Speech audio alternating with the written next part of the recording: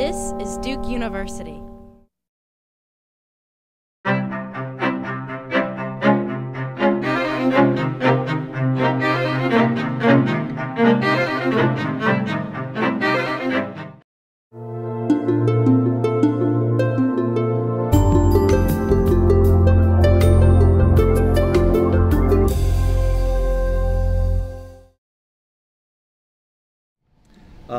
So I'm going to talk about how we do human rights at a small liberal arts college, and I'm an English professor, which is weird, I think, for human rights programs. Typically, it's the domain of the social sciences. Occasionally, you'll have a historian. And in my own colleagues, when I had the idea of doing this about 8 years ago, they sort of thought it was odd enough to almost be cute, like a kitten wearing pants or something. But for me, it felt inevitable that there were sort of several trends that were happening that made it just a necessary thing to do. And Duke is part of that. I mean, when I met Robin a long time ago, I knew about the work she was doing to get programs working here. Bard has a program, SMU, Harvard, Northeastern, Stanford, I've got the list here, MIT, UConn, Chicago, Berkeley, Trinity, University of Minnesota. It seemed like in the past decade, there's been this sea change really in higher education that's still occurring. And it's occurring, I think, because of a generational change in students. This is what they want. At Macalester, that's ultimately why we did it. Our students were every year creating these independently designed majors. I think you have similar things here. And every year they were sort of ad hoc, making up a human rights program for their independent majors. And they found it frustrating because they thought the faculty should do it in a thoughtful and deliberate and permanent way rather than them sort of reinventing the wheel each time. But this is part of a larger national trend, and you've got a neighbor just down the road, Jeff Harpham, who is the president of the National Humanities Center, and he summarized very crisply and concisely why human rights study is sort of, I think, sweeping through higher education, and he writes this. All over the country, colleges and universities are talking about how to offer students an education that is engaged, connected, worldly, and interdisciplinary. And the subject of human rights seems ideally suited to those purposes. The topic lends itself to an interdisciplinary program that could include history, religion, philosophy, and even the arts. Human rights issues are raised in novels, films, paintings, photographs, and videos. But the term also encompasses issues that generally lie outside the reach of the humanities, such as prison conditions, workplace issues, fetal rights, reproductive rights, and the environment. A program centering on human rights could include a great deal of factual knowledge, but those facts would not be far removed from values, since human rights discourse has become, as one writer has put it, the universal language for making fundamental political or moral claims. In short, the subject of human rights has everything, pedagogically speaking, going for it.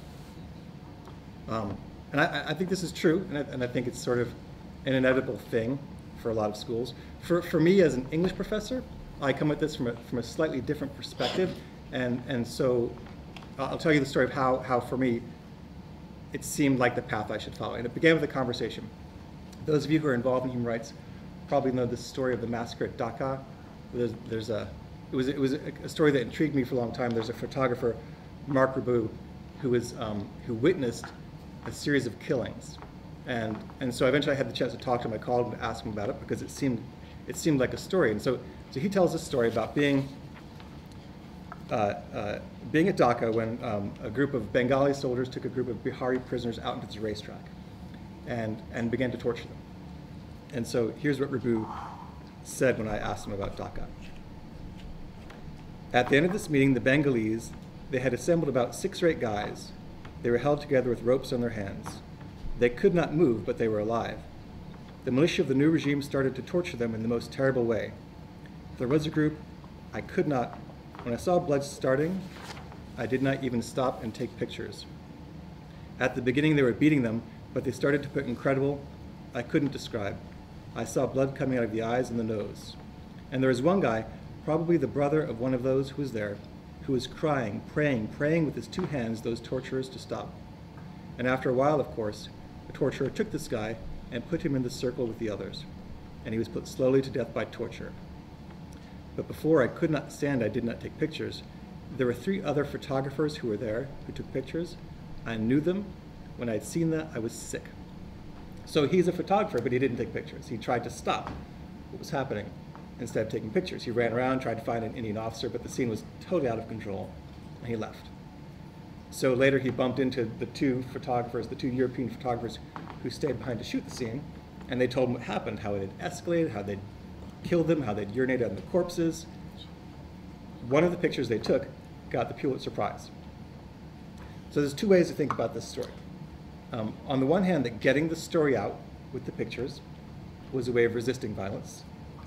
And on the other hand, that getting the story out with the pictures was a complicity with violence. On the resistance side, a lot of people, including, of course, the Pulitzer Committee, thought that these photos were they're basically a brave and important public service. That the only way to stop things like this from happening when they do is to shine a light on them. And these two men did it at no small risk to themselves. In fact, one of them was killed just a couple years later doing the same thing, I believe in Cambodia. So on the complicity side, however, and Rabu was on the complicity side, he and several other people who were at Dhaka believed quite firmly the only reason the people were killed was because the cameras were there. The killers wanted a spectacle to show the world, and the photographers gave it to them on a silver platter. People were killed because pictures were taken, and then the pictures were given prizes. So Rabu said that after this happened, right afterwards, he flew to Delhi and requested an audience with the Prime Minister, Indira Gandhi. And to his surprise, she actually invited him to her home. So he goes to her home, he's fresh from the scene, and he finds when he's sitting with her that he doesn't know how to start. He's sort of struck mute, trying to figure out how to talk to her about what happened. And as it turns out, he didn't need to say anything, because Gandhi, like everybody else in the world, had seen the photo in the newspaper. And she made it clear to him that because the photo had been around the world, now the reputation of India was at stake, and something was going to be done. So some people have argued that people in that conflict are better off, indeed that we are all collectively better off, because there are people who are willing to take pictures like that and tell stories like that. As one photographer said when I asked him about Dhaka, yes, people were murdered there because of photographers being present, but more people have been saved elsewhere because photographers have been present. So the point, what struck me about that was that getting the story out for human rights, of course matters and is important, but seems also to be a tragedy.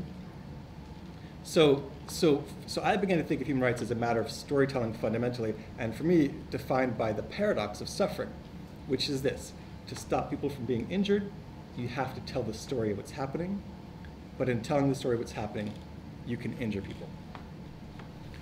And so following up on this and thinking about this, it sort of changed the direction I was following at Macalester. And so I felt like I wanted a program to fit into.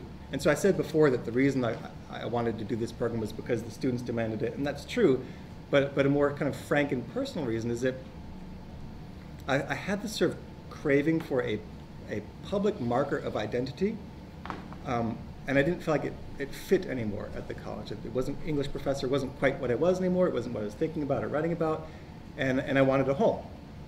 And what I found was that this craving was wide throughout the faculty and through the students. Everyone wanted some sort of public marker of their deepest ethical and professional commitments, and they weren't finding it in their disciplinary homes.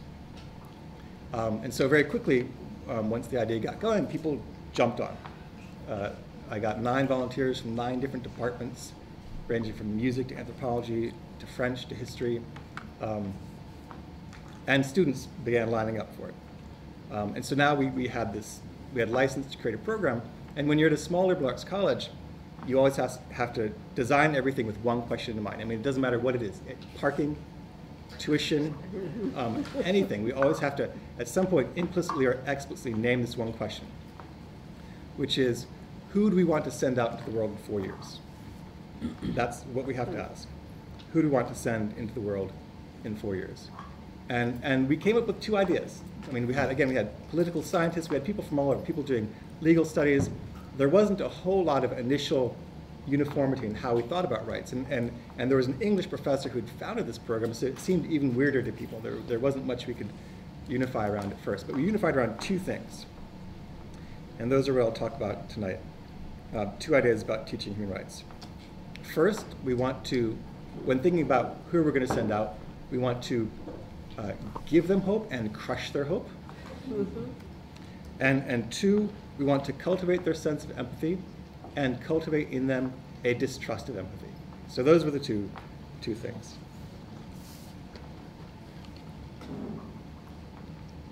So on hope and crushing hope.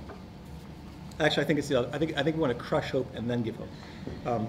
So students at Macalester, I imagine they're in many ways similar to the students you have. They come to us dewy-eyed with innocent hope. Yes. I mean, they think they're going to change the world, and it's amazing, and I love that about them. I love being near them and having my own jaded hopes resurrected. But it's squishy hope. You know, it's the hope of being young, and so we want to give their hope legs. So we will cultivate that hope. And one way I cultivate that hope is with the Human Security Report. Do you all know this document that came out in 2005? It's a great document because we all have awful stats and stories we can tell about how the world is basically falling apart. It seems often like it's falling apart. One statistic that's very famous is that at the beginning of the 20th century, 9 out of 10 casualties in war were soldiers, and 1 was a civilian. And by the end, that had completely flipped, with 1 soldier dead for every 9 civilians. So you hear stats like this, and it can become discouraging. So the Human Security Report, it's a very rigorous, numbers-based, really scholarly look at these stats, and it finds most of these just aren't true. They're just kind of made up or sloppy, and they got repeated enough that people just take them as facts now. And so it goes through all these depressing statistics and says, actually, things are getting better. On almost every indicator since the 90s, things have been getting better, and it correlates these to the work people are doing in human rights work, like Human Rights Watch and other organizations, that this is making a difference, and these kids can, in fact, participate in changing the world. So I want them not to have squishy hope, but statistical hope. And then we want to crush it as quickly as we can. I actually really don't want to send world changers out into the world. I think that's really dangerous. And so I'll talk about that by talking about some friends I have who do human rights work. I mean, all of us probably do have friends in human rights and humanitarian work. I conflate the two often sloppily. And they have great motivations, right? They go in, they sacrifice their health, their wealth, their emotional well-being, because they can't stand by and watch. They have to get involved. And these motivations are powerful and great, but I worry about these sorts of benevolent motivations sometimes. Michael Marin is a Peace Corps worker. You know Michael Marin? Yeah. So everyone knows about Michael Marin. He's about as cynical as it gets. And he has a story where he started in the Peace Corps, and everyone's sort of like in a circle, like talking about like, why are you joining the Peace Corps? And everyone's saying, I want to help the world. I want to help. I want to do good. And he confesses himself to wanting exotic adventure. Like he's just, I'm a bad person. I want adventure. But he's as critical as he is of himself. He's much more critical of the do-gooders. He's got this quotation he writes. It was easy to presume that people need our help. The starving African exists as a point in space from which we can measure our own wealth, success, and prosperity, a darkness against which we can view our own cultural triumphs. And he serves as a handy object of our charity. He is evidence that we have been blessed, and we have an obligation to spread that blessing. The belief that we can help is an affirmation of our own worth in the grand scheme of things. There's another war reporter who's even more cynical, Anthony Lloyd. Have you read his work? He's even more cynical. He says this: UN general, BBC correspondent, aid worker, mercenary. In the final analysis, they all want the same thing: a hit off the action, a walk on the dark side. It's just a question of how slick a cover you give yourself. Whoa. Yeah, that's burnout talking. And burnout is what I worry about with my students. I have a colleague, Ken Kane, who wrote this book that was notorious for a while, Emergency Sex. Did anyone ever read that book? Another desperate measure? Yes. Great book. Great book. It's an exciting book. Yeah, in fact, I taught it last week. So Ken he's a burnout. I mean, he'll just say, I'm a burnout. He knows he's a burnout. And I went to interview him about his burnout, and he gave lots of reasons. It's a complicated story. I think for him, it crystallizes in this moment when he was in Liberia, and he found out that a UN senior official was coercing local women into sex. Oh, jeez. And so he called the headquarters. He says he called the headquarters and complained, and he says they laughed at him and said, "You know how often we get these calls? We're not going to investigate." Well, it's like the Catholic Church. So he quit. He quit. I'm not going to comment on the Catholic Church. This is being recorded. So I have a friend in the Twin Cities who's part of a group called the American Refugee Committee, and she says charges like Cain's are pretty common. In fact, she helped found a legal clinic in Guinea, part of whose mission was just to help people who had been victims of sexual exploitation by aid workers, specifically by aid workers. And she gave me this memo internal to their organization when they were thinking about doing this, and it reads like this. Many cases of exploitation seem to involve NGO and UNHCR aid workers who use their position of power and authority and their money to lure refugee minors into sexual relations with the express or implied promise of caring for them by providing them with food, clothing, shoes, etc. However, once the girl becomes pregnant, they are abandoned, which typically leads them to the life of a commercial sex worker. So this sorts of betrayal changes everything for Cain and his story of himself. And he's quite blunt. He says he thinks most of the benefit from the human rights movement goes to the people working in it. That's his view. So trying to make sense of where he is, which is not a good place. I don't want my students to end up burned out. There's a psychiatrist, Jonathan Shea, who's written about PTSD in Vietnam War veterans. And he has this idea that in Vietnam, the PTSD was so pernicious because of, all war is awful, but Vietnam had what he called moral injury. That is, if you feel like your seniors have betrayed you, betrayed what's right, the people who design your missions, if they've done wrong, then your psychological injury is amplified. If you can't take pride in what you've done, you are more susceptible to trauma. So I told that to Cain and said, "Do you think this is what's going on with you?" And he said, "Yeah, absolutely." We were in New York at the time, and you have to take taxis in New York, and he was talking about how he would often have panic attacks and rage attacks in taxis. And he put it in a way I thought was striking. He said, "I can't stand it when incompetent people are driving my bus." And I think that's how he felt about his bosses. So this is an extreme case. It's not atypical, but it's extreme. And one of the things Ken's friends have said is that the reason he ended up as burned out as he did was because he was idealistic, because he went into this wanting to be a world changer. His colleague, Heidi Postlethwaite, who helped write the book, said it this way. She said, "I never went into this with these grand ideas of changing the world. I think I was more patient and realistic, and it was difficult for me to listen to the two of them," with Andrew, their other author, "think that, in the 1 or 2 year mandate of a mission, that everything could come about and be peaceful and democratic. I just thought that was foolish. So yeah, I often became impatient with them. I thought that they were naive, and I think what happened is I wasn't let down as much as them at the end of our missions." So I have another colleague, Mark Brain, who's a psychotherapist who works with journalists who suffer from trauma.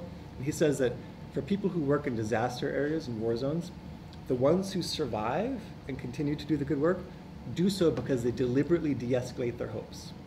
They don't go into it thinking they're going to change the world. They go into it thinking they're going to change the 1 square meter that they're standing on, which I think is important. So idealism and world changing, we try to prevent that in our students. And there's a motivation or an emotion that kind of gets entangled to those things that it's also important, I think, to strip away from undergraduates. And that's narcissism. And this is often found in this sort of work. Philip Gravich is a journalist who's written about Rwanda, and he put it this way when I asked him. "I have a lot of personal affection and respect and admiration for a number of people who do humanitarian work. I'm wary when it is a comfortable, bureaucratic lifestyle that involves a certain amount of exotic adventure and gives you access to a very high level of self-congratulation. But I'm most wary of the notion that at any given moment we know what's best for everybody else. The question is, Are you doing this out of a real, considered, and understood sense of the situation in which you're acting?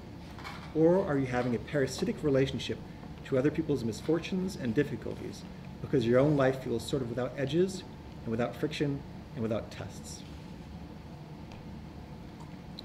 If it's the latter, you're more likely to hurt than to help. Michael Ignatieff, who is was a politician and is now again a teacher of human rights, said the same thing. He said about teaching at that point at Harvard, sometimes extreme forms of moral certainty are a desperate attempt to fill another, much deeper spiritual vacuum in the center. There are dangers to the intoxication of strong moral feeling. There are often catastrophic consequences to good intentions. I spend my career teaching young people to have good intentions, and then I spend the second half of my time teaching about the dangers of the unintended consequences of good intentions. So this narcissism worry is a big worry on a campus like mine. So what I'll often do is I'll share with them up front this quote from Ken Kane. This is the last quotation I'll be reading. If you don't recognize the narcissism of this endeavor, you're inevitably guaranteeing blindness. It's the narcissism of a righteousness. It's obviously true that the self is forefront in this endeavor. I think it's healthy to recognize that, because then you can understand your blindness and correct it. Somalia is a great example. The mission it was called Restore Hope. We were going to recreate a government. That was what we had in our head. When we landed on the ground, however, the people who lived there didn't see it that way. They saw it as an invasion. That's not complicated. But if you're blinded by your righteousness and your narcissism, you either don't see it, or you can't see it, or you deny it. We forgot to tell the Somalis how righteous we are, and they kicked us out, and I think that has had disastrous consequences in Rwanda, Bosnia, and Iraq. So we worked really hard to get rid of to strip these sorts of complicated emotions from our students. I think we've maybe gone a little too far. So one of the things we were able to do early on was get some money for dinners. And so at the end of every year, our program will have a careers dinner. We'll bring in human rights workers who will talk about how they got in the profession, give them a kind of image of how they can follow their lives after college into the work. And in the first couple of years, we get questions like, oh, you're so amazing. How can I do what you do? How can I get my foot in the door? Some version of that. This last dinner we had, the questions were more like, how do you stand it? I thought I wanted to do this, but it seems so depressing, and I don't know how I'd be able to survive the bad effects of what you do. And I thought, wow, okay, this maybe is a bit much. So we might tweak that a little. But I think we're serious about thinking of pedagogy as a kind of flu shot of despair, inoculation against despair. So that's the first kind of collective goal we have. I feel like Marco Rubio. I just got off the plane. I'm so dehydrated. The second thing, cultivate empathy and cultivate a distrust of the sense of empathy. I'm a lit professor, so for me, empathy is the whole game.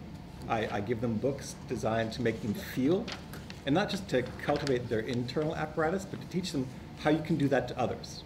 Like the narrative tricks of the trade, how you can elicit empathy in groups, understanding audiences, genre, techniques, rhetoric. And this seems pretty basic to human rights work. In some ways, it's without this, there is no human rights work.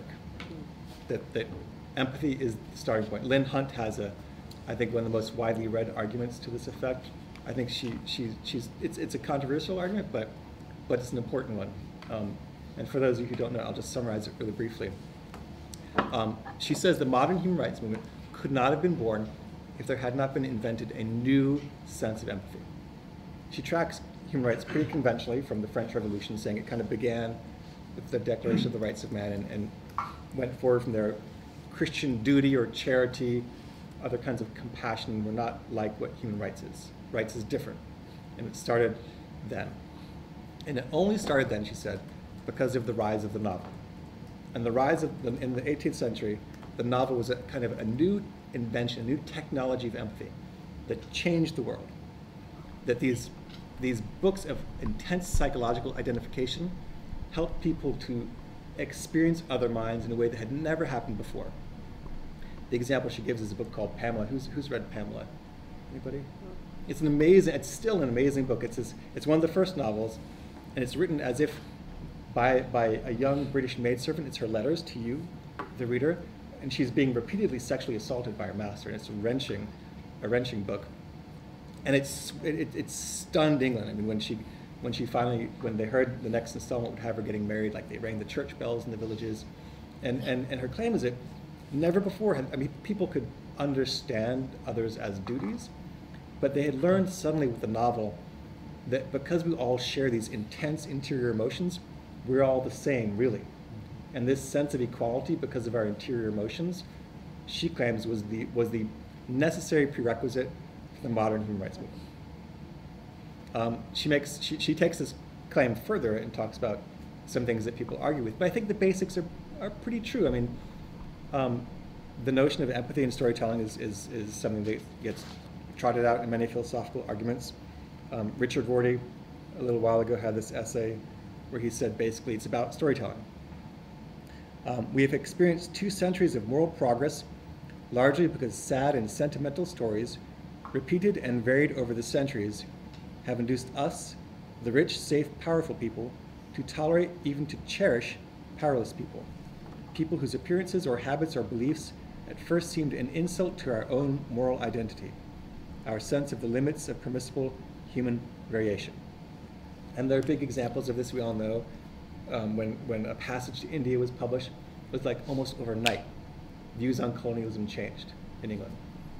Uncle Tom's Cabin, before Uncle Tom's Cabin, abolitionism was sort of seen as kind of weird and marginal and even terroristic in some circles. And with that book, instantly, the mainstream of Northern culture. Martha Nusbaum talks about this with storytelling and novels. We cultivate humanity, and she traces this back to ancient Greek culture, where the arts and drama were ways to publicly work out questions of what it is to be a good person and to live a good life. So this idea that empathy is sort of the whole game for human rights, I think is right, and we work with that. And as a lit professor and a lit student, this is crucial on the one hand. On the other hand, it's something to be suspicious of. Eva Hoffman is a memoirist. She's the child of Holocaust survivors, and she has written wonderfully about many things.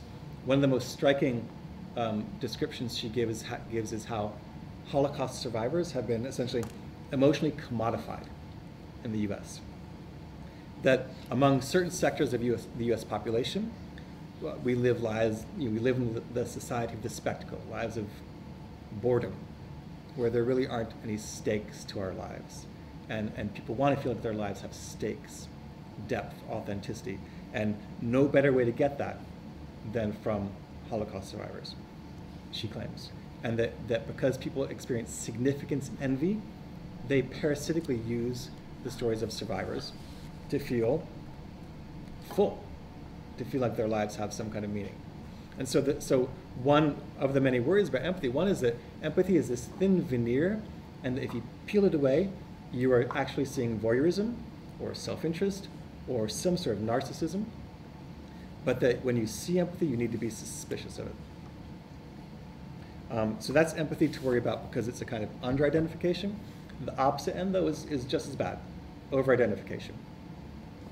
When people want so badly to empathize with the other, to really see things from their perspective and feel things from their perspective and get what they're going through, it becomes a kind of emotional colonialism. Like you actually don't see the other, you kind of erase the other and put yourself in that person's place. And that's bad. I mean, that's quite dangerous too. And so empathy is a really tricky thing because it's easy to be too far and to just be kind of playing a game of authenticity with yourself, but then you get too close, and that's bad too. So there's like a very thin shelf of distance, I think, where it works. There's a story that gets told often about a Make Poverty History campaign rally. In Edinburgh, there's this big rally, and it was for poverty, focusing on Africa. And there were concerts and bracelets and marches, and everyone was quite excited. And this is a good thing. But at some point in the meetings, a Nairobi journalist asked one of the students involved, he said, well, this is all very exciting. Should I be hopeful for what's going to happen back home? And the student now notoriously replied, this isn't just about you. This is about our humanity. And so I think that demonstrates this way in which empathy, we think of it as a spur to action, but empathy can often just be a replacement to action. Often the goal isn't really about changing someone else's conditions as it is about perceiving your own empathy and seeing yourself publicly marked in a certain kind of way. And that's how, I mean, when I talk about me wanting to make a human rights program, I mean, that was the same motivation, right? I craved a public identity that would show myself in a certain light. It's the same motivation, and it goes all throughout this. People want to see themselves in a certain way, and that's human, and that's okay, but it's complicated and can be dangerous, and it can be a replacement for action. So that's a worry. It's been a worry for a long time. For lit people like me, it's a big worry because, again, empathy is our whole game. And Rousseau, who wrote some of the first great works of empathy, in 1758 he wrote this. He said about empathy in fiction: in giving our tears to these fictions, we have satisfied all the rights of humanity without having to give anything more of ourselves, whereas unfortunate people in person would require attention from us, relief, consolation, and work, which would involve us in their pains and would require at least the sacrifice of our indolence, from all of which we are quite content to be exempt. It could be said that our heart closes itself for fear of being touched at our expense. In the final accounting, when a man has gone to admire fine actions and stories and to cry for imaginary miseries, what more can be asked of him? Is he not satisfied with himself? Does he not applaud his fine soul? Has he not acquitted himself of all that he owes to virtue by the homage which he has just rendered him? What more could one want of him? That he practice it himself? He has no role to play. He is no actor. Some people argue this is a special problem in the US, that we have perfected a sort of politics of sentiment in the US, that we have a whole machinery designed to get emotions aroused over issues instead of action. And this is a worry. So I'm going to return quickly to Jeff and his talk on his work in human rights, because one thing we decided going through these two things, like, yes, we want hope, but oh wait, hope's bad. Yes, we want empathy, but oh wait, empathy is bad. We started feeling as a group, a collective, putting this together, this was really complicated, that trying to teach human rights was fraught with paradox and difficulty, and it didn't make the classroom experience easy. It made it harder. And Jeff Harpum has written a great paragraph on this. He put this group together at the center, trying to make models of human rights pedagogy, human rights programs, and we spent a couple days trying to do this and getting a website up, and we struggled over these same problems. It seemed like there were as many risks as rewards to this sort of teaching. And when he wrote about it, he said this: one thing our group did agree on was that all the pragmatic and theoretical difficulties we had stumbled upon did not add up to an argument for abandoning the effort to teach about human rights from a humanistic perspective. Indeed, we concluded, a pedagogy focused on human rights might be able to provide students and their teachers an education not just in the ways of the world, but also in the aspirations and limits of education itself. So, I have one more story I can tell. I don't have enough time. Should we do it? Yeah? Okay. So there's, I like to teach my students human rights from a lit perspective, but in ways that often isn't just about reading a novel or watching a play. And so there's this one case study I often use, and I'll end by telling this story now. And I like it because it gets to the complexity of empathy, the difficulty of empathy.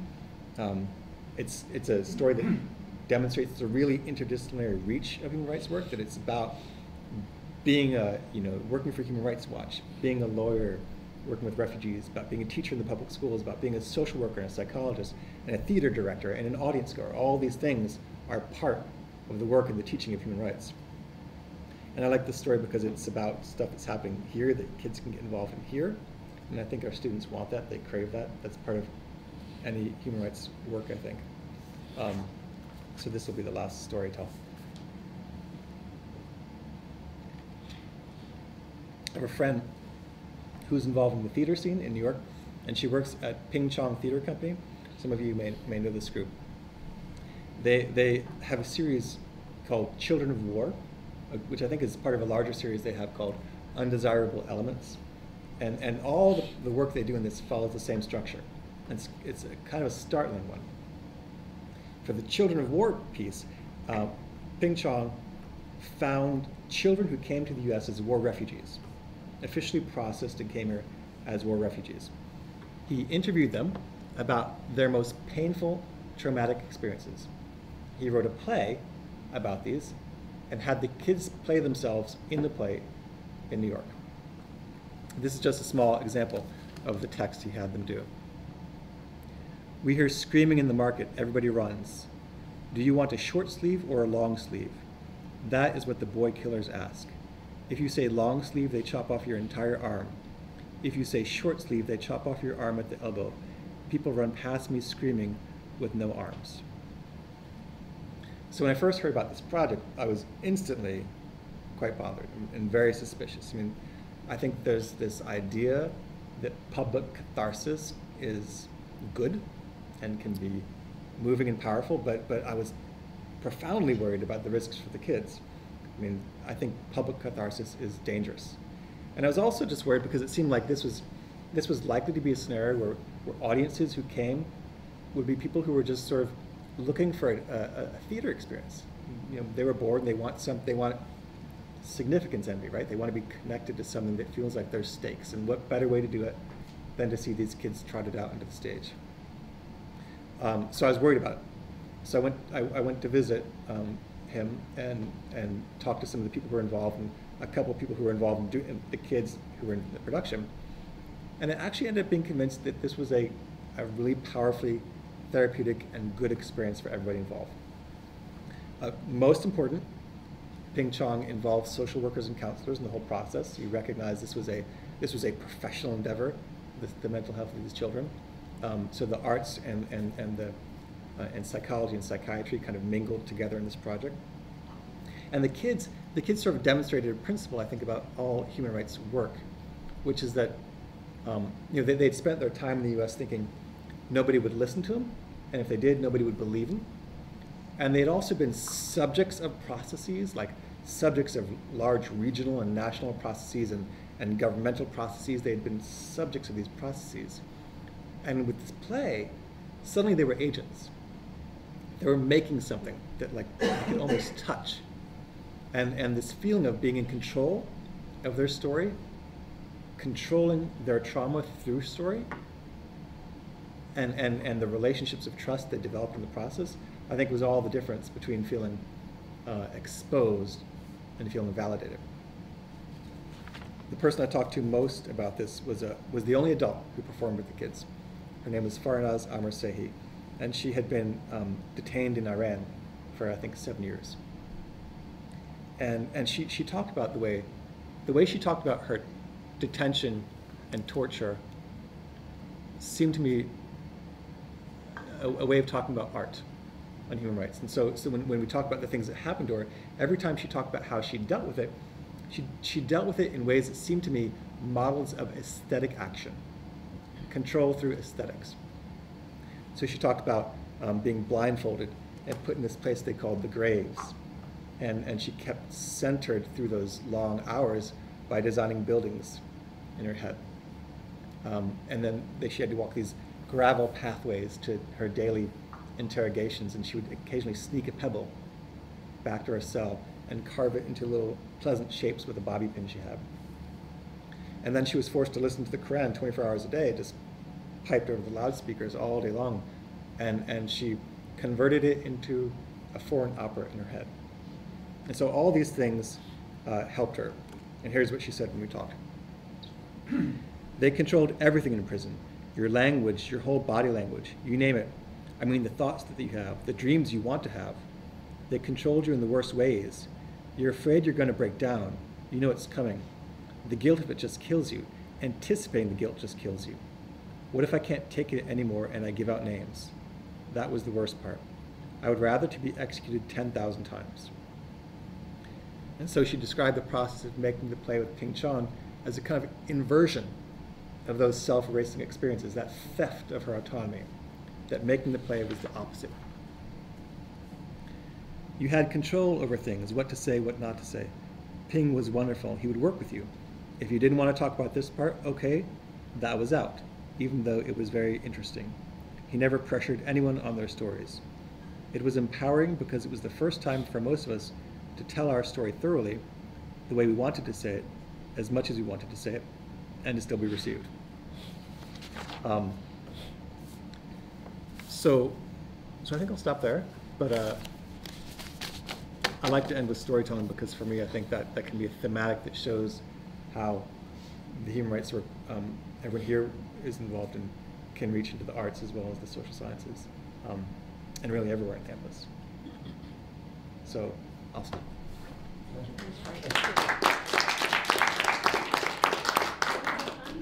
So thank you for coming, Jim. Thank you Thanks. for giving us something to think about.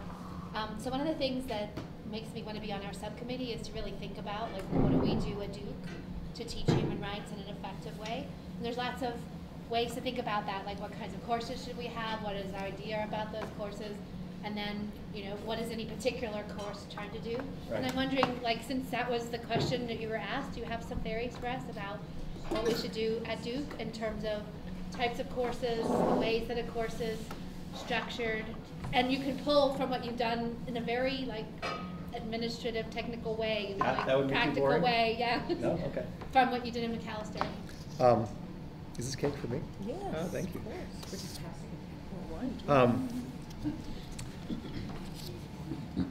So for us, I think, and tell me if this isn't speaking to your question, one of the big things this came down to was how inclusive and how exclusive we should be. So I think there are a lot of programs to look at, and we looked at some, and Rob and I have a mutual friend in Chicago who describes some programs as places that are human rights programs because they involve the human, which we wanted to avoid. And if you think about it, I mean, if you take a broad conception of what's appropriate to the study of human rights, it's probably like half your curriculum. I mean, you can easily imagine that if you start with international human rights law, but then move to, say, refugee studies, then move to, say, theoretical studies on that sort of thing, and then you can imagine eventually getting to courses on Foucault and power counting, because this is about the promotion of human dignity, and then once you get to that point, it becomes diffuse. At least that's a risk. And so our process involved just making a real deliberate choice. I think programs like that can be great. We wanted ours to be more narrow. So even though we wanted to have courses in philosophy and history and music and art and theater, which we do have, we didn't want to do things like count philosophical ethics as a course. So what we requested of the faculty who teach courses like that was that they reimagine their course and make it a philosophy of human rights course. That the theater course had to be a theater of human rights course. And it didn't involve a lot of changing often because these were the passions of these people anyway. But I think for students, if what they're doing isn't named in the classroom, if the knowledge they're getting isn't translated into the field and issues of human rights, they often can't make that connection. So to avoid diffusion and to make sure they all left with a common vocabulary, we narrowed what counted quite intensely. And we found our colleagues were delighted with that they were delighted to change their courses to make them specifically related to human rights. But places make different choices. I mean, some places remain quite open and inclusive, and as long as it's related to the promotion of human dignity, they don't ask to be changed or counted. Is that sort of kind of what you're thinking about? Yeah. Yeah? Did you say no to anybody? A lot of people, yeah. Oh, you did, and they said no, we won't change? Or did they respond positively, reconfigure their courses? So it depended on, so I had experience with bad no's. We have lots of programs on our campus, and sometimes the no's that get delivered are by email, and they're assessing. And so every time I gave a no, I would have food with people. Like I'd sit down, like you break bread with people, right? So I'd be like, you know, we're really in love with this idea, and here, have some cake, and I wonder if you could help us think about changing it this way. And then people just really responded very well. But it involved a lot of just face-to-face time. Shepherding them. Because I think people want to be involved, but they don't want to feel like you're judging them as inadequate, right? And we weren't. We just wanted to make sure that the work they were doing in the classroom, that I don't want my kids, if say they're going to interview Human Rights Watch, I don't want them going there with all this knowledge that they could apply, but they've never actually had someone help them figure out how that stuff actually translates.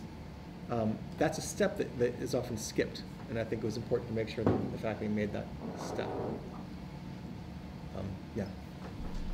I had a question in terms of where we want our students to be in terms of identifying and dealing with these particular issues. And one of the things that I think more about the context of the U.S., but I think this is probably true about human rights around the world, is to how do you get students to the point of thinking about their relationships and what they're doing as one of building alliances around issues that are central to their own lives. So it seems to me that, you know, whether I'm talking to students about, you know, their involvement in the labor movement or anti-poverty movement or other things that they're doing in the United States, that until people get to the point where they see themselves as actors in a broader struggle, and these people are not, you know, not looking at it in this paternalistic way. These are people who I'm going to help or something, but these are allies and relationships I'm trying to build in a common struggle to, you know, overcome this, that, or the other. It's hard to do, but I wonder if you've got any thoughts or ideas about how to go about that, particularly for, you know, you have the same kind of students that we do, you know, very privileged, very upper middle class students. You know, they have a very easy time of getting sucked into being investment bankers or all these other things, and those people are getting them to be their allies. They're getting them indoctrinated in a world in which they see the class struggle in particular ways. So it's a, you know, to some extent, you know, how do you raise the issues for students of privilege to get them to begin to see outside some kind of narrow class interest to a broader set of human interests. And not to do it in a kind of paternalistic way. Right. Yeah. Doesn't work. Yeah.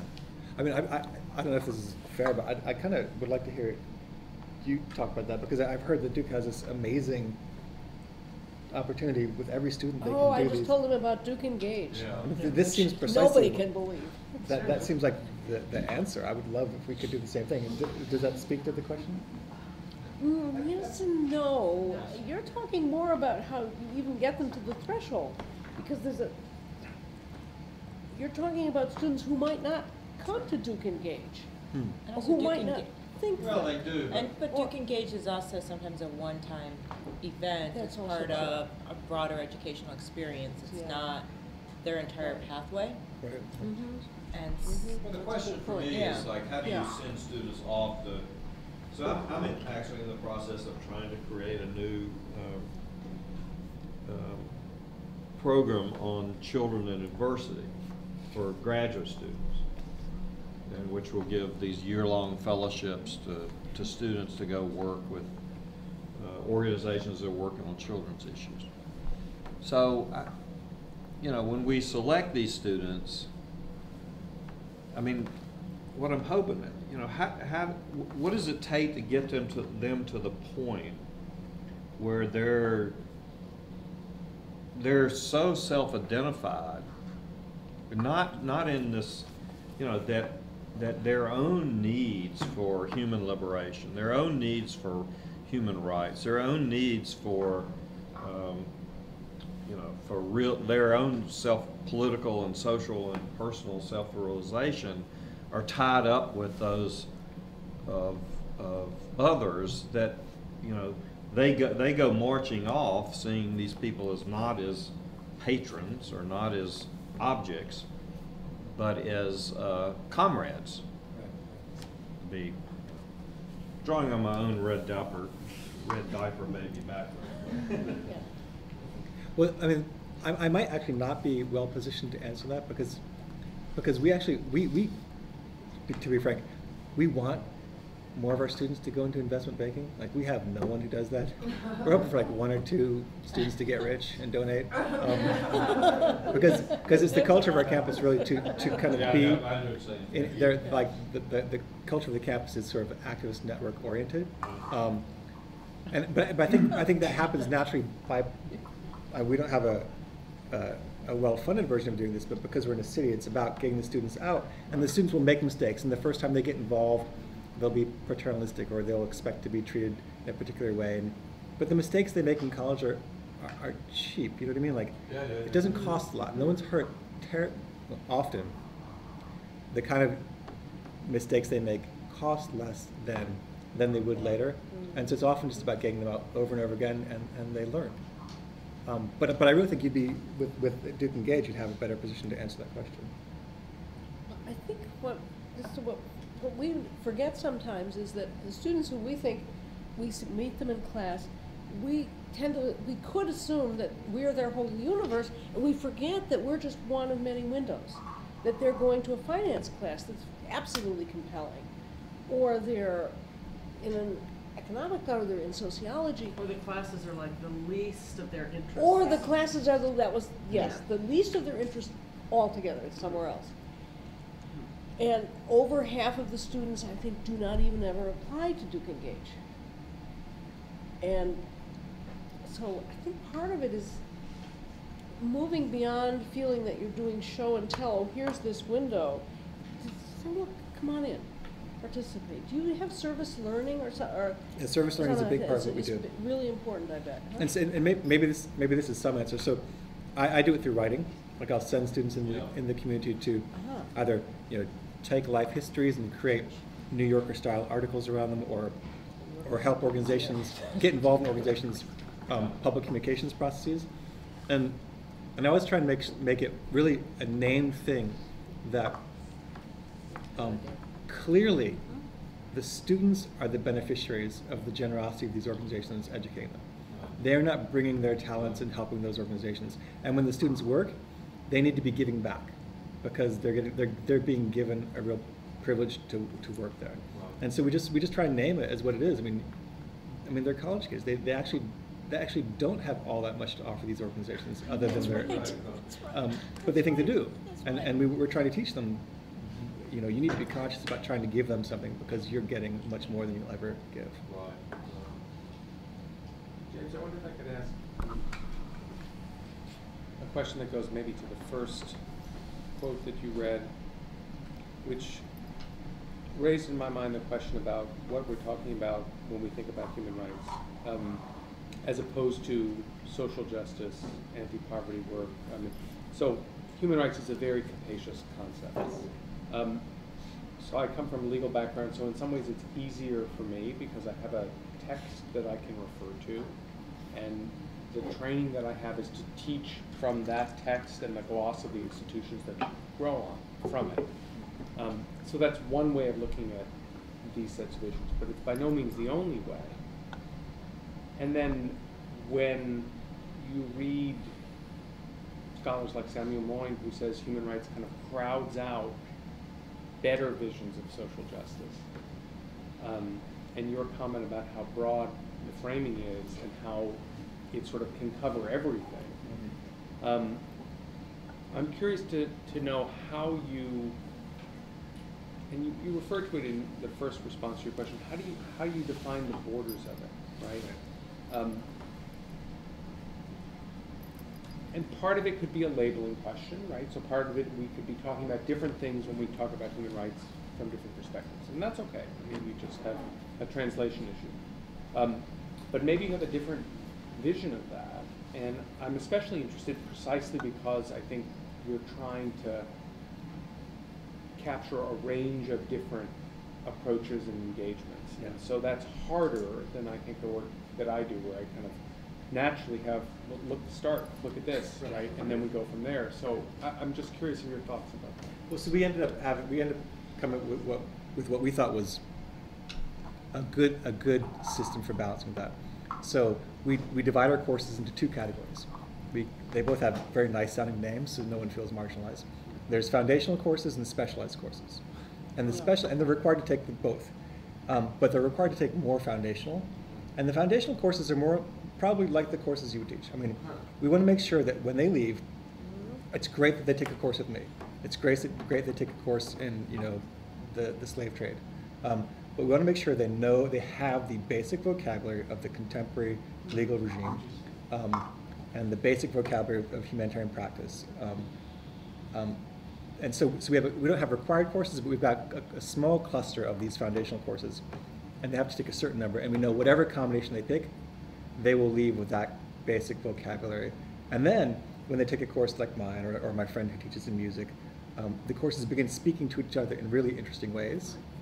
So because I think we feel quite strongly we didn't want people to just have it be whatever's called human rights, because that could be anything. And we're not teaching a social justice concentration. We're not teaching a peace studies concentration. It's a human rights and humanitarianism concentration. And there is stuff they have to know. And peace studies is not part of it? It is. Okay.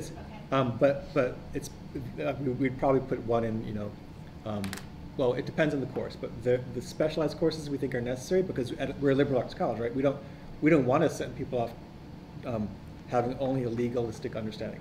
So we would feel like we'd failed if we'd done that. On the other hand, if we sent someone off and they had no sense of that, we'd feel if we failed in that sense. So we see two different categories of doing this. One is more broad and liberal artsy, and one is more narrowly legalistic and social scientific, and we want them to have both. Can I ask how you actually distinguish between human rights and humanitarianism? I'm just curious because my work probably has been more in humanitarianism, and I've come to human rights from the humanitarianism side, Right, yeah. and conflict. So I'm just curious how you distinguish between the two of them, and then why you put the two of them together. So I think we use the traditional distinctions, and they're often about human rights are about the legal regime of human rights, which you can track, and humanitarianism is often about emergency relief. Mm-hmm. And avoiding the political impartiality, neutrality. I'm going to forget the third. It's late at night. But I think those definitions can become. I mean, perhaps you're an example. They can become mixed. I mean, groups like Doctors Without Borders. Sometimes it's not clear what they're doing, and I think that's part of the point. The borders are sort of porous, although they are distinct bodies of international law. Humanitarian law comes from the laws of war, human rights law comes from other things. We put them together, I think, because it just, we had three categories we were thinking about: human rights, humanitarianism, and development. And it seemed too big to try and do all three, and development got cut off into a separate program. But human rights and humanitarianism, it just seemed like, oh God, maybe it's just got to do with my social circles. It seems like they're all the same people, like we all go to the same parties, right? Just make sure it's the same parties. It felt more familial to have them working together. Done by those development people. That's a bad answer. I'll have a better one by tomorrow. So I'm a literature student who has been really interested in human rights. Freshman year I came to Duke, and human rights was the only thing I want to study. I thought that was the only thing that's important because you have people suffering in the world. How can you study other things? How can you think about other things? But then I got interested in literature and declared a major as literature. I think Robin's still not very happy about that. Don't tell him that. Sorry. Well, I did say that if you had Jim as a professor, I'd be happy. Oh yeah, you did. Yeah. But the problem is I've taken a number of courses in literature, and the facts are really destructive. I mean, basically, those courses are really eye-opening. So eye-opening that I might kind of deconstruct kind of my worldviews, my sense of justice. Like, I think my moral universe has collapsed. So right now I don't know what's right and what's wrong, because you mentioned Foucault, and everything is power. The reason we care for one another because it's biopower, the sense of this whole humanity is a family, big family. It's not something like as some people would claim is like it's love is something, but it's more like society needs this. We need to care, to be part of, to be a member instead of outcast. So I was just right now I just don't know how I can embark on the human rights project. I was working with Claudia on this project in Tibet, and I really struggle with it. I don't know, as you say, like in a lot of projects, students go in there and it's sort of it's kind of intrusion. It's more like students doing their own things, and the local community has no need. So I just don't know how I can reconcile that. I'm still struggling with it. So so I'm probably going to miss some of the issues you've raised, so just pull me back from what I have. The one I respond to immediately is the fact of being an English major, which I like. Literature. He's not an English major. Oh, literature. Oh, this is Duke. Right, I forgot. Literature. Exactly. Right, okay. Exactly. And so part of, maybe this is too specific to be of interest, but it pops to mind. Part of the difficulty, I think, of literature majors and English majors, frankly, is that whole field of study and discipline has been very influenced by a view of human agency which is impoverished. Yeah. And I think it's useful, and that critique is useful. It's powerful, and good things can come from it. But I think often people who are primarily housed in that kind of work never get out of that impoverished view of agency and human capacity and potential. And that's a problem. And that's why, for instance, I think in every department thinks it's interdisciplinary, but most departments are interdisciplinary within their department. And in literature studies, we're interdisciplinary within an English department or within a lit department. And I think it's so important to have programs, actual human rights programs, where they're talking to anthropologists and political scientists and historians, because I think that exceptionally negative view of human capacity that you see in literary studies is just not the same in other departments. And you might have some good advice trying to get you to balance that out. Am I speaking to what you? Yeah, absolutely. I might be projecting my own career onto you. That's good. My question is more into what happens in the classroom.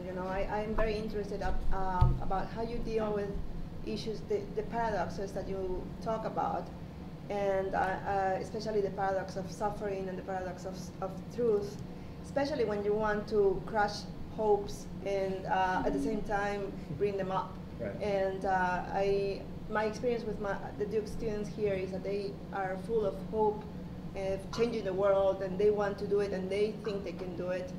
And I feel terrible about crushing their hopes, because I felt terrible when my hopes were crushed. So I would like some ideas or advice, or how to face that in the classroom, how to put that together in the classroom. I mean, I don't want to. I mean, as a literature person, I sort of live in tragedy, and that is my emotional tenor. So I kind of enjoy the experience of crushing their hope. I'm a linguist, so it's not very different. I mean, it's not very different because I'm also crushing their language. Right. You get to the language first. But I think that, I guess if I'm hearing your question correctly, the way it works out is that I think there can be genuine grief students experience around these issues and around their transforming consciousness. But I think one of the things about grief is that we need grief. Like, there's solidarity in grief, and there's like a coming together in grief, and that there's a real like craving and existential need for bonding through those sorts of tragedies and sorrows in the world as a whole.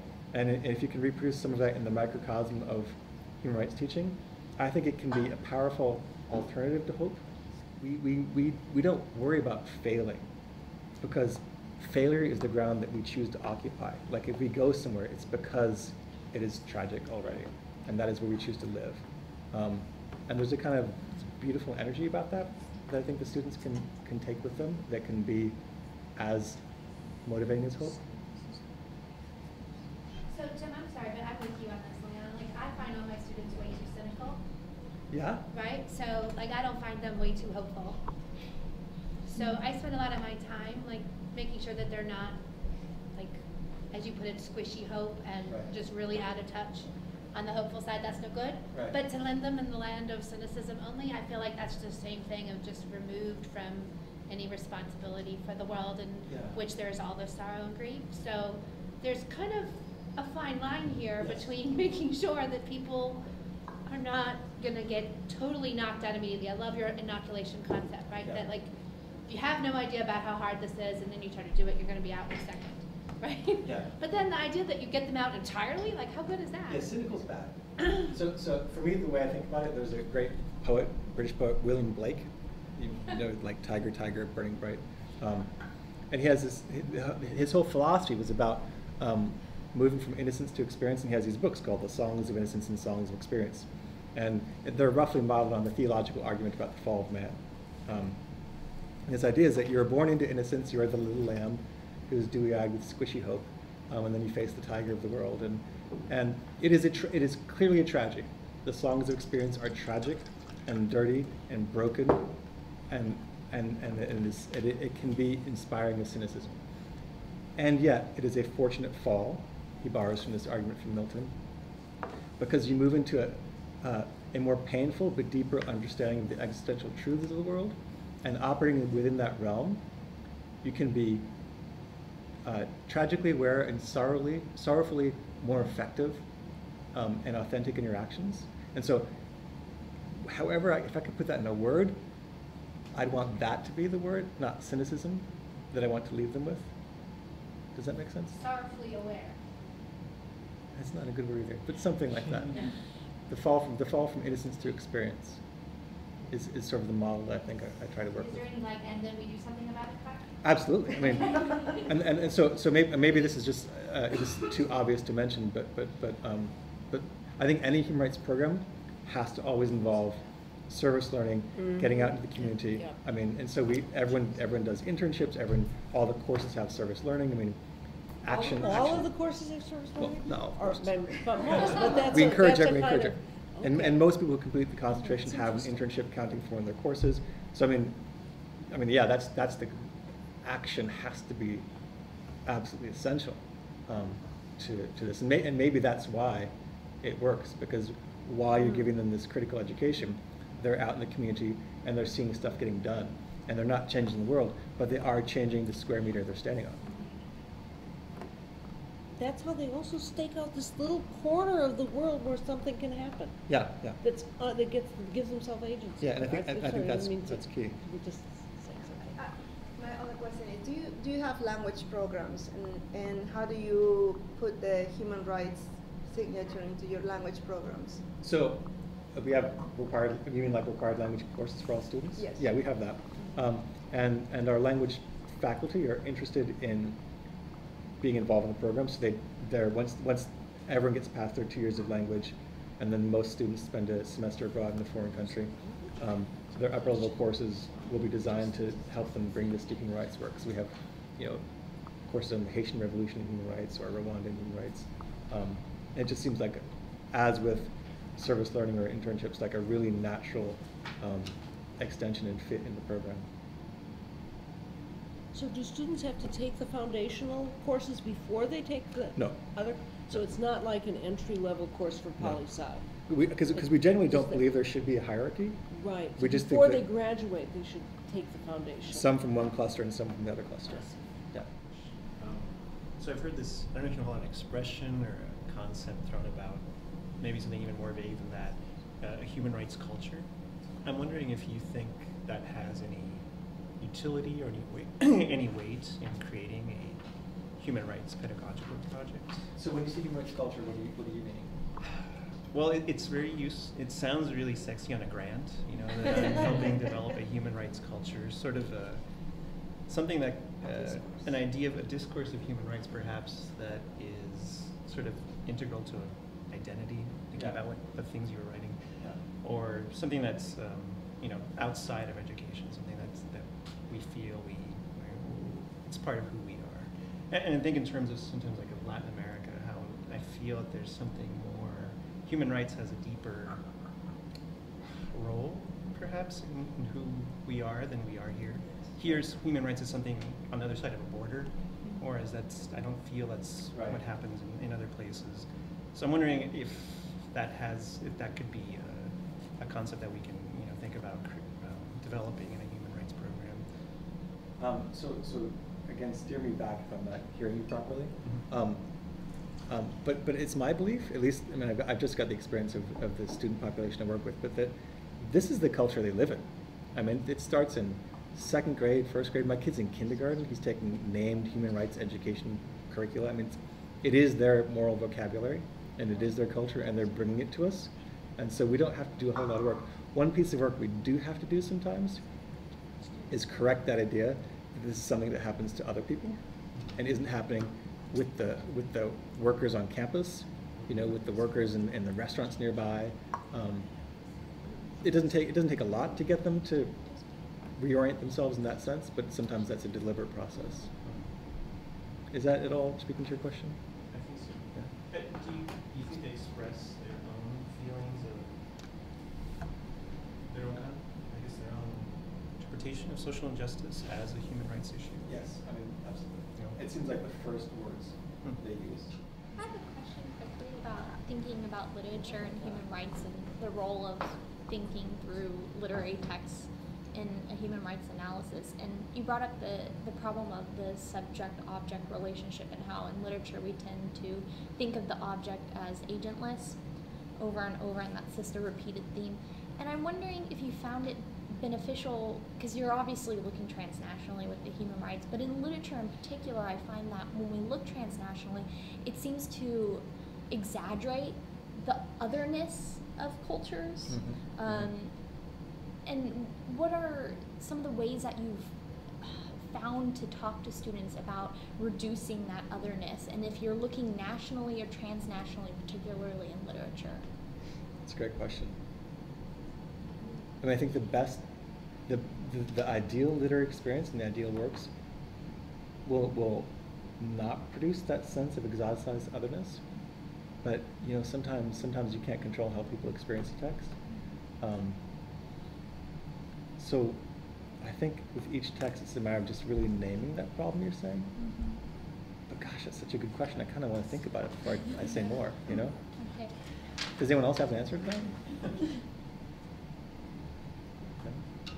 I'll have to get an answer later. Okay, yeah, I'll The person that talked about this is Louise Menke. Okay. As I actually co-taught a class with her on the arts and human rights, and she loved to give our American students like something to like blow their minds and just so outside their experience.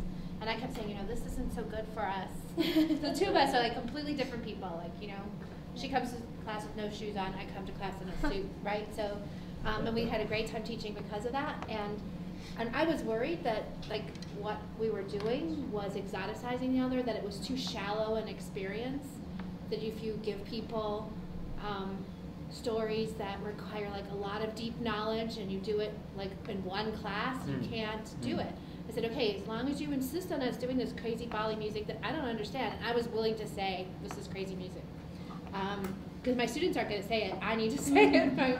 Then if we can spend like 2 or 3 classes really getting to a place of depth so that there's no possibility of just sort of sliding right over this important thing.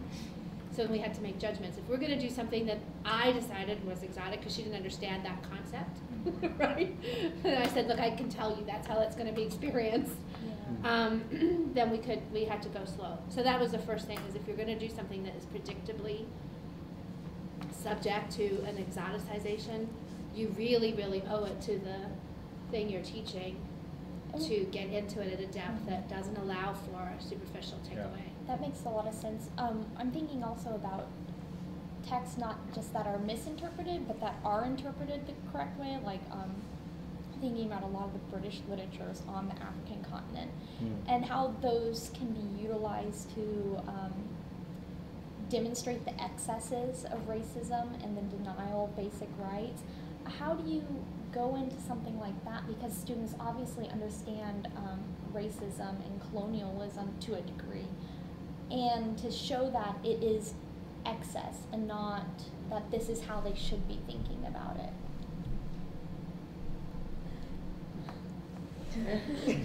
So I think. Go so back. If I'm hearing you, you're asking about how it can be useful to teach often classic works of literature, which are just downright racist. Right. And it can be. I mean, I tend to prefer works which, like the kinds you're talking about, the works that problematize this question. So like a book like Waiting for the Barbarians is about the problem of making the other exotic. And that's the express purpose of the book, to kind of investigate that. And so that makes it kind of easier. But sometimes you do teach these books where it's just, I mean, I'm a lit professor, so I teach 19th century lit, and it's full of, just awful, racist, exoticizing thinking. And that can be painful, but useful. I mean, it's useful. And what's great about the best of those works, like a work like Huck Finn, say, to take a domestic example of human rights. There's an easy way of entering that book where a student can experience it as pleasure, and you can get them in the class and get them talking about the pleasure of the text, and show them through specific close readings how they have been skating over moments of particular disturbing representations without noticing it.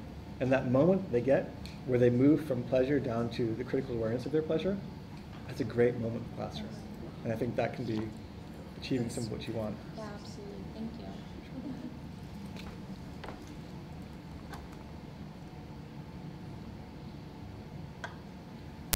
Does that comes out of the discussion? I can tell already. You're going to direct the discussion, so that comes from the students, not from you. Yeah. Really. Moby Dick is good that way too, because Melville was extremely sensitive to racism. So he wrote books that would be designed to kind of pull people's racism out in a kind of way that they weren't aware of and felt pleasant to them, and then kind of like stick a shiv in their back by making them realize they had been doing this and not noticing it. Well, we've really gone deep here, and thank you so much. This has been great. And thank you, thank you for a great conversation. You can have your dinner. Yeah. I've been chopping bit by bit through the night. You can turn the camera off and let me. Oh, you're off camera. It's terrible. I know, the camera turns like. Produced by Duke University, online at duke.edu.